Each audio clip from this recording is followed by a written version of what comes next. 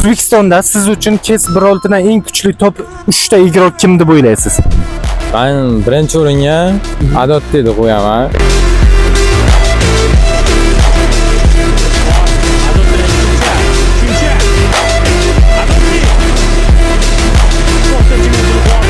Ikkinchi o'ringa Sayaji.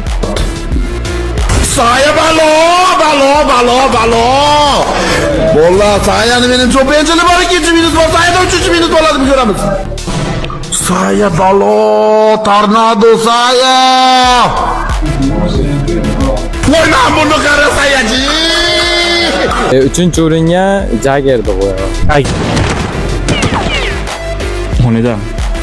Voy! Oy, mamuni qara, Jagger nima qilyapti?